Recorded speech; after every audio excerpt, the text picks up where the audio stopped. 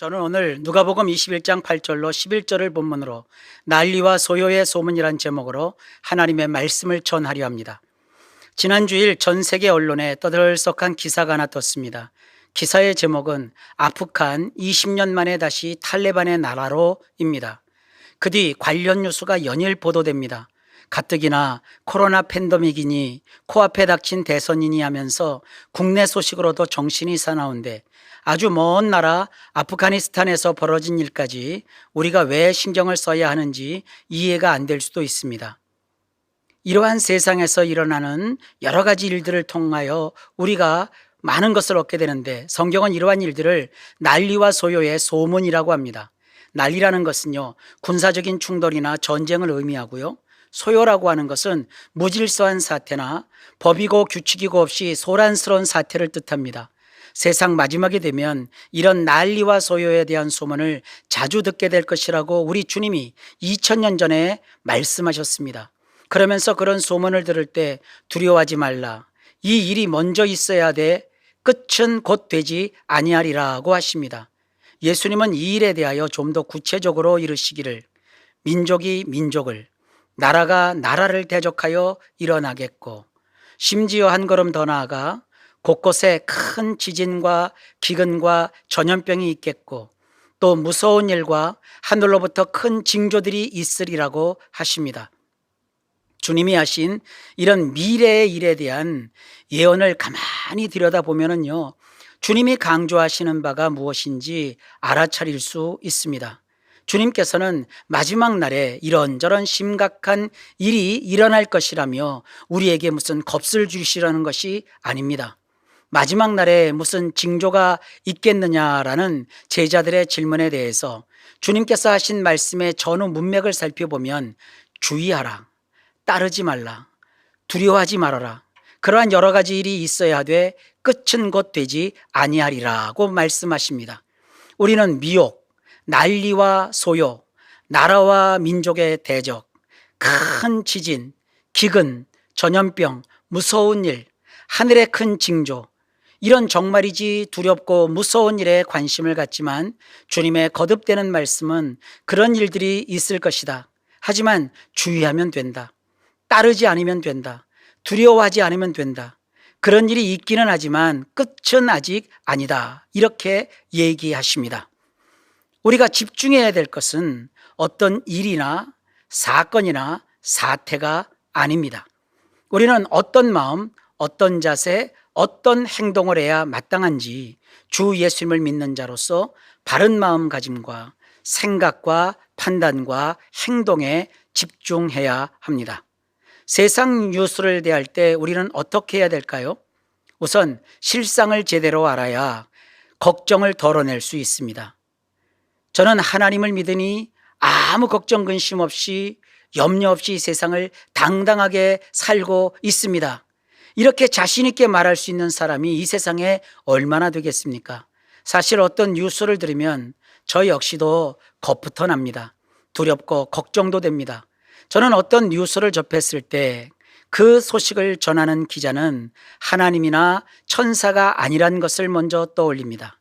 기자는 어떤 사건이나 사실을 기자 개인의 생각과 지식과 관점과 경험으로 한번 걸러낸 다음 그것을 기사화하는 것이기에 좋은 소식도 기자에 따라서 나쁜 소식으로 전할 수도 있고요. 악한 것을 선한 것으로 탈바꿈하여 미화시킬 수도 있습니다. 그래서 저는 관심이 가는 뉴스는 반드시 그 명백한 실상이 무엇인지 파악하기 위해서 다른 나라 또는 다른 기자가 쓴 다른 기사와 비교하여 검토부터 해봅니다. 지난 8월 15일부터 쏟아져 나오는 여러 기사들도 역시 마찬가지입니다. 한국의 대부분의 기사는 서구에서 올린 인터넷 기사를 번역하거나 편집하여 보도하는 것으로 보입니다. 이번에 벌어지고 있는 아프간과 탈레반에 대하여 전문적으로 다룬 기사는 그리 많지 않습니다. 그리고 페이스북에서 일부 목회자들은 아프간을 위하여 기도하자고 촉구를 하시는데 아프간을 위해서 무엇을 어떻게 기도해야 하는지는 제대로 말하고 있지 않습니다. 이럴 때 중요한 것은 균형 잡힌 시선으로 아프간에서 벌어진 일을 들여다보는 겁니다. 왜냐하면 그래야 선교적 측면에서 우리가 아프간을 위해서 무엇을 어떻게 기도해야 할지 바른 방향을 정할 수 있기 때문입니다. 실상을 알면 비록 걱정되는 부분은 있더라도 주님께 지금 상황에 적절한 기도를 드릴 수 있고 마음에 그나마 염려를 덜어낼 수 있습니다. 학자들은 현대 사회와 국가의 비극으로 세 가지 요소를 꼽습니다. 인종의 갈등, 정치적 분열, 종교가 빚은 혼란입니다. 아프간뿐만 아니라 난리와 소요의 소문이 들리는 모든 나라, 모든 지역을 분석해 보면 이 세 가지 요소가 분쟁의 주요 원인인 것을 알 수 있습니다. 코로나 팬데믹 사태로 온 세상이 어려울 때 그 코로나 바이러스를 어떻게 하면 없앨 수 있을까? 그것에 몰두하기보다는 코로나19는 우한이라는 지역에서 중국 한족이 일으킨 바이러스이다라고 하면서 이것이 맞다, 아니다 하면서 사람들끼리 편이 나뉘어 서로 다투고 방역과 백신 접종에 있어서도 나라마다 그 형태는 달라도 무슨 정치 방역이니 백신 외교니 하면서 서로 날을 세우고 종교계에서도요, 별별 이론과 음모론을 다 만들어서 사람들을 헷갈리게 하고 있습니다. 아프간 역시 마찬가지입니다. 지금의 아프간 사태는 인정의 문제이고 정치의 문제이며 종교가 빚은 혼란입니다. 어느 날 갑자기 이슬람 테러 단체인 탈레반이 아프간 정부를 무너뜨리고 지난 8월 15일에 그 나라를 완전 장악한 것이 아닙니다. 아프간은 세계적으로 아주 큰 영향을 미칠 만한 경제력이나 군사력을 갖춘 나라가 아닙니다. 하지만 아프간은 고대로부터 유라시아 중앙에 위치하여 아시아와 유럽을 연결하는 일종의 교차로라고 불리던 요충지입니다. 역사학자 아놀드 토인비는 유라시아 대륙의 심장부를 지나는 길의 절반은 시리아의 알레포에서 만나고 나머지 절반은 아프간의 바그람에서 만난다라고 이야기했습니다. 그래서 페르시아 제국, 아르케메네스 제국, 알렉산더 대왕이 다스렸던 알렉산더 제국, 파르티아, 박트리아, 쿠샨 왕조, 사산 왕조 등 여러 나라와 민족이 아프간 지역을 번갈아 지배한 역사적 배경이 있습니다. 7세기 중반에는 이슬람 제국이 형성되면서 이후 약 1000년간 이슬람 문화가 아프간에서 번성하였습니다. 이것을 거쳐간 문화가 이란계, 인도계, 서양 고전계, 중앙아시아계, 아랍계 등 다양합니다. 종교도 조로아스터교, 불교, 힌두교, 이슬람교가 융성했던 지역입니다. 사실 아프가니스탄은 줄여서 아프간이라고도 하는데요. 이 나라는 우리에게 잘 알려져 있지 않은 나라입니다. 우리 한국인의 기억 속에는 지금부터 14년 전인 2007년 여름에 분당의 어느 교회에서 그것으로 단기 선교 봉사활동을 하러 갔다가 아프간의 수도 카불에서 칸다하르로 버스를 타고 이동하던 중에 카라바그 지역에서 탈레반에게 23명 전원이 피랍되었고 그 중에 2명이 살해당한 일이 남아 있습니다. 그런데 참 아이러니하게도요, 그 단기 선교팀이 가려했던 칸다하르는 우리에게는 간다라라고 알려진 사실은 불교의 성지입니다. 지금 아프간은 이슬람 국가로 알려져 있지만 고대 세계에서 한때 그것은 불교와 조로아스터교를 믿었던 지역이었습니다. 중국에서는 서역으로 불리던 곳이고요. 그 유명한 실크로드의 한 부분이기도 한 것이 아프간입니다. 왕호 천축국전이라는 책을 쓴 신라 성덕 대왕 때 승려 해초가 도보로 방문하여 보았다던 당시 세계에서 가장 큰 석불인 높이 55m나 되는 바미안 불상이 있는 곳이기도 합니다. 이슬람 탈레반이 파괴한 바미안 불상 복원 작업에 우리 대한민국 정부도 많은 지원을 한 바 있습니다. 이런 아프간은 1973년까지만 해도 비교적 안정된 왕국이었습니다. 그러다 국왕이 지병으로 로마에 가 있는 동안 1973년 7월 17일 왕의 사촌 무함마드 다우드 칸이 무혈 쿠데타를 일으켜 왕정을 무너뜨립니다. 1978년 4월 18일 공산주의 사상을 추종하는 군부 쿠데타로 무함마드 다우드 칸이 대통령궁에서 암살을 당합니다. 공산당 정권이 들어서게 된 것이죠. 뒤이어서 1979년에 소련이 아프간을 침공하여 전쟁이 벌어집니다. 그래서 그동안 평화롭게 발전하던 아프간은 처참한 전쟁터로 전락하고 맙니다. 사상자가 100만 명 이상이나 되는 굉장한 끔찍한 전쟁이었습니다. 1989년까지 10년간 소련과의 전쟁을 겪으면서 아프간은 경제와 국가 체제가 완전히 파괴됩니다. 1989년 소련군이 철수하고 미국과 파키스탄의 지원을 받는 반군 게릴라 집단인 무자헤딘 주도로 소련이 남기고 간 친소 정권과 1990년까지 3년에 걸쳐서 치열한 내전을 벌입니다. 우여곡절 끝에 아프간과 파키스탄의 주된 인종인 파슈툰족이 주도하는 탈레반이 1996년 카불을 점령합니다. 그래서 극단적인 이슬람 근본주의 정권이 들어섭니다. 아프가니스탄이라는 이름에서 그 나라가 어떤 나라인지 이해할 수 있습니다. 아프가니스탄이라는 말은요, 페르시아어로 파슈툰족의 땅이라는 뜻입니다. 고대에서 페르시아는 현대의 이란입니다.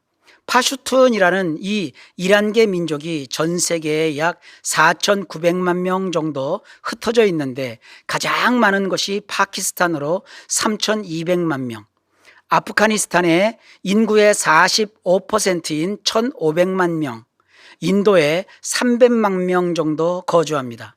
같은 민족인데 다수의 파슈툰족이 아프가니스탄과 파키스탄, 인도로 나뉘어지게 된 것은요, 대영 제국 때문입니다. 19세기 말 영국이 국경선을 제멋대로 지도에다가 자를 대고 그어서 생긴 일입니다.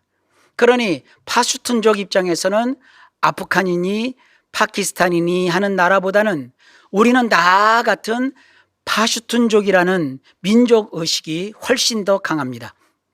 아프간, 파키스탄, 동부 이란은 서로 친하고 언어도 한 뿌리이니 동질감을 그들은 느낍니다. 자기 민족 이외에 외세에 대한 저항감도 이들은 매우 강한 편입니다.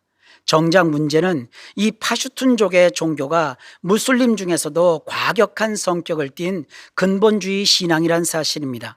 이들은 전 세계를 칼리프가 다스리는 무슬림 왕국으로 세우려는 원대한 목표가 있고 이를 위해서는 그 어떤 전쟁이나 테러도 불사할 뿐만 아니라 여성이나 아동은 인권 정도가 아니라 아예 사람 취급도 하지 않는 그런 종교적 교리에 붙들려 있습니다. 원래 종교적 세뇌가 이 세상에서 가장 무서운 법입니다.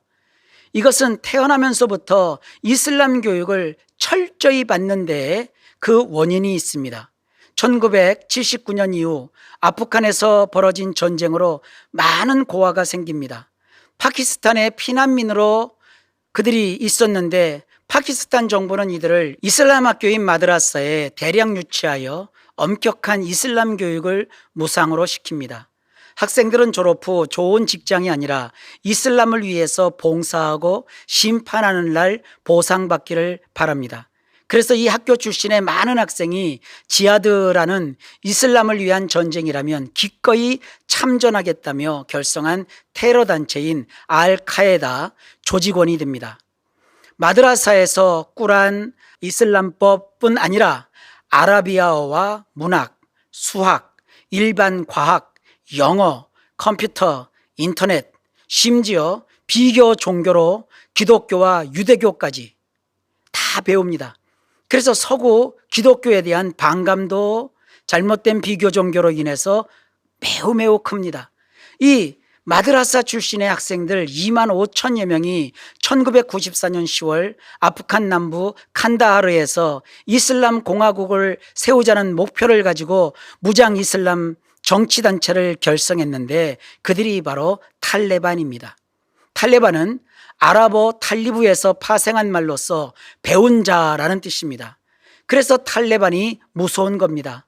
탈레반은요, 여러분, 떼지어 아무에게나 총질을 막 해대고 폭탄을 터치는 그러한 무리가 아닙니다. 온갖 지식을 배운 청년들이고 이슬람으로 전 세계를 통일해 보겠다는 종교적 신앙과 신념으로 정신무장까지 한 자들이며 최첨단 컴퓨터 기술과 인터넷 네트워크망까지 다 꿰고 있는 스마트한 자들이라는 점에서 굉장히 무서운 세력이라는 것입니다.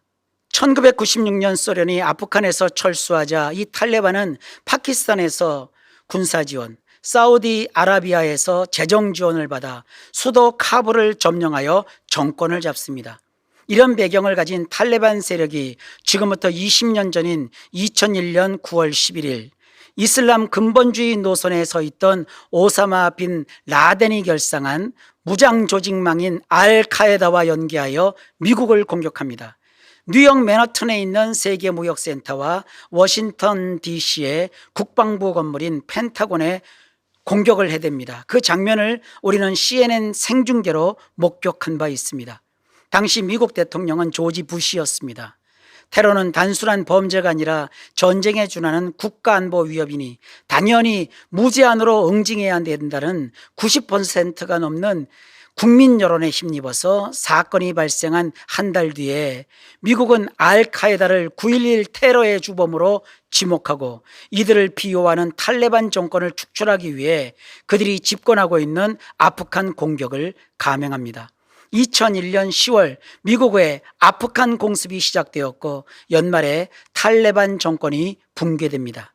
이때 미국은 아프간에서 탈레반 정권을 완전히 축출했다고 자신했고 그곳에 미군을 주둔시킵니다.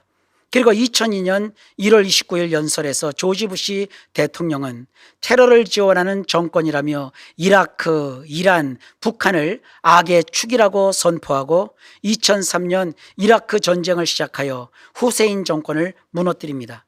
그리고 2006년 6월 7일에는 종교적 이유로 전쟁하는 것을 자랑스럽게 여기며 소위 지하드 운동을 하는 이슬람 무장 테러 단체인 유이신과 성전이라는 이름의 알카에다 이라크 지부에서 자폭 테러, 외국인 납치, 살해 등을 주도하던 이슬람 테러리스트인 요르단 출신 아부 무사브 알 자르카위가 미군의 공습으로 사망합니다. 이어서 미국은 이라크 통치자였던 사담 후세인도 처형하고 2011년에는 파키스탄 모처에서 은신 중이던 9.11 테러의 주범인 오사마 빈 라덴도 사살을 합니다. 아프간에 대한 미국의 목적은 탈레반 부활을 막는 것에 있습니다. 그래서 지방 세력을 지원하고 당시 아프간 대통령인 카르자이 정부의 경제 부흥을 돕습니다. 하지만 군사적 실책과 여러 부분에서 미국의 전략은 실패합니다. 그로 말미암아 아프간에서 밀려난 탈레반은 아프간 남부와 중부 사막지대로 들어가서 빠르게 군사력과 정치력을 회복하면서 이슬람 지역을 중심으로 아프간에서 반미 의식을 점점 더 커지게 합니다. 그 여파로 탈레반 지지층이 증가하는 사태가 벌어졌습니다. 그러한 가운데 금년 5월부터 미군이 아프간에서 철수하기 시작했고 아프간 전국의 판세가 탈레반 쪽으로 넘어갑니다. 미군이 철수하자마자 아프간의 주요 도시들을 탈레반이 장악하기 시작합니다. 8월 12일 아프간의 제2, 제3의 도시 헤라트와 칸다하르가 탈레반에게 넘어갔고 결국 지난주인 8월 15일 아프간 정부가 탈레반에게 항복하면서 탈레반은 카불에 무혈 입성을 합니다. 우리와 서방 언론에서는 이제 사람이 살 수 없게 된 땅처럼 아프간을 연일 보도하면서 카불 공항에서 탈출하는 사람들을 화면 가득히 보여주고 있습니다. 하지만 파슈툰족이 다수 살고 있는 파키스탄 등지에서는요 오히려 탈레반의 카불 장악을 환영하며 축제까지 벌이고 있습니다. 카불 공항에서 두려움 속에 탈출하는 사람들이 아프간의 전부는 아니라는 것을 우리는 알 수 있습니다. 아프간에서 벌어지고 있는 일들을 제대로 보려면 이런 세 가지 점을 관심을 두고 지켜봐야 합니다. 첫 번째, 아프간은 인종상 다수의 파슈툰족이 거주하는 나라이다. 파키스탄, 동부 이란, 인도와 민족적으로 연관되어 있어서 앞으로 그들과의 역학관계를 우리는 잘 살펴봐야 하고요. 두 번째, 아프간의 카불을 장악한 탈레반은 이슬람 근본주의자들입니다. 이슬람 왕국을 세운다는 구호에 목숨을 건 전사들입니다. 이를 위해서라면 그 어떤 무서운 일도 다 저지를 수가 있는 자들입니다.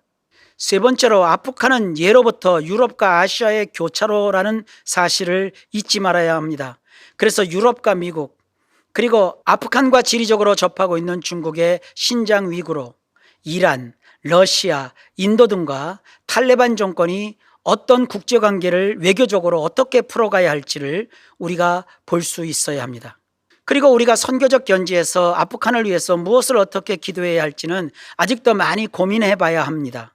대개 선교라고 하면 그곳에 선교사가 가서 현지인을 신앙적으로 개종하여 교회를 세우고 학교나 병원을 세우면 된다고 여기지만 그 모든 것이 불가능한 곳이 바로 아프간입니다. 아프간 지역에 최초로 복음을 전한 선교사는 사도 도마입니다. 그 아프간에도 복음이 전해지려면 사실 가장 좋은 방법은 탈레반 내부에서 주님께로 돌아오는 회심자들이 생기는 것뿐입니다. 현재 우리 한국 기독교회가 가지고 있는 선교 전략이나 정책으로는 아프간을 위해 딱히 적용할 수 있는 방법이 없어 보입니다. 성경 이사야서에 기록한 예언처럼 이슬람이 편만한 지역에 하나님이 특별한 방법을 내셔야만 합니다. 비록 아프간을 직접 예언해서 거론한 것은 아니지만 이방인의 지역을 대표하는 애굽 땅에 하나님이 장차 이루실 일을 기대할 수 있습니다. 그날에 애굽 땅의 가나안 방언을 말하며 만군의 여호와를 가리켜 맹세하는 5 성읍이 있을 것이며 그중 하나를 멸망의 성읍이라 칭하리라. 그날에 애굽 땅 중앙에는 여호와를 위하여 제단이 있겠고 그 변경에는 여호와를 위하여 기둥이 있을 것이요 이것이 애굽 땅에서 만군의 여호와를 위하여 징조와 증거가 되리니 이는 그들이 그 압박하는 자들로 말미암아 여호와께 부르짖겠고 여호와께서는 그들에게 한 구원자이자 보호자를 보내사 그들을 건지실 것임이라. 아멘. 지금 우리는 아프간에서 벌어지는 일을 차분하게 들여다볼 상황이 아닙니다. 우리 발등에 떨어진 불을 끄기에도 역부족이기 때문입니다. 분명한 것은 주님이 하신 말씀을 우리가 붙들어야 산다는 것입니다. 오늘 말씀을 되짚어 봅니다. 8절입니다. 이르시되 미혹을 받지 않도록 주의하라. 많은 사람이 내 이름으로 와서 이르되 내가 그러하며 때가 가까이 왔다 하겠으나 그들을 따르지 말라. 시절이 악하고 인생의 날이 험하면 여기저기 많은 사람이 예수님의 이름으로 나타나서 자기가 길이라며 때가 가까웠다, 이르러 와야 산다, 이런 식으로 마치 자기가 무슨 생존을 위한 특별한 비법을 터득한 신통한 자처럼 과시합니다. 주님은 그러한 자들을 따르지 말라고 단호하게 잘라서 말씀합니다. 우리는 지금 우왕좌왕 사람의 말에 휘둘려 이리 치고 저리 치이고 할 상황이 아닙니다. 우리에게는 붙잡고 살아야 될 성경 66권 하나님의 말씀이 있습니다. 9절입니다. 난리와 소요의 소문을 들을 때 두려워하지 말라. 이 일이 먼저 있어야 돼 끝은 곧 되지 아니하리라. 별별 전쟁과 소동이 다 세계 도처에서 일어나고 있다는 소문이 앞으로도 끊임없이 들릴 겁니다. 주님이 말씀하십니다. 이러한 것들을 들을 때 두려워하지 말라. 이 일이 먼저 있어야 돼 끝은 곧 되지 아니하리라. 언제 끝납니까? 성경이 말합니다. 이 천국 복음이 모든 민족에게 증언되기 위하여 온 세상에 전파되리니 그제야 끝이 오리라. 10절 이하입니다. 또 이르시되 민족이 민족을 나라가 나라를 대적하여 일어나겠고 곳곳에 큰 지진과 기근과 전염병이 있겠고 또 무서운 일과 하늘로부터 큰 징조들이 있으리라. 지구상에 있는 나라와 민족뿐 아닙니다. 하늘에도 그리고 땅속 깊은 곳에서도 많은 일들이 생길 겁니다. 지진도 기근도 코로나 같은 또 다른 전염병도 계속 일어날 것입니다. 그러나 우리를 향한 하나님의 신실하심과 사랑과 은혜는 변함없이 계속됩니다. 우리 주 예수님께서 언젠가는 다시 세상에 오실 터인데 그날까지 세상 끝날이라며 쉬 마음이 동하거나 겁먹거나 흔들리지 말고 끝까지 견디는 자의 자세로 늘 감사하고 찬양하며 기도와 성실함으로 주어진 삶을 사는 우리 성도님들이 되시기를 간절히 주의 이름으로 축복합니다. 기도합니다. 주님, 이 세상이 나날이 달라지고 있습니다. 전쟁과 소요의 소문도 들리고 있습니다. 그 외에도 많은 어려움들이 이 땅에 있다고 주께서 미리 말씀하셨습니다. 하나님 아버지, 믿음을 가진 성도들은 그러나 주님이 철저하게 지키시며 우리의 사는 날 동안 우리와 동행하면서 우리를 이끄신다는 사실을 우리 마음에 깊이 믿고 기뻐하면서 하나님과 더욱더 동행하는 모든 성도들 되게 하옵소서. 우리가 해야 될 일이 분명한 것을 압니다. 항상 기뻐하게 하시고 범사에 감사하게 하시고 쉬지 말고 심장이 뛰듯이 기도하는 우리 성도들 다 되게 하옵소서. 우리 구주 예수님의 이름으로 간절히 축복하며 기도하옵나이다. 아멘.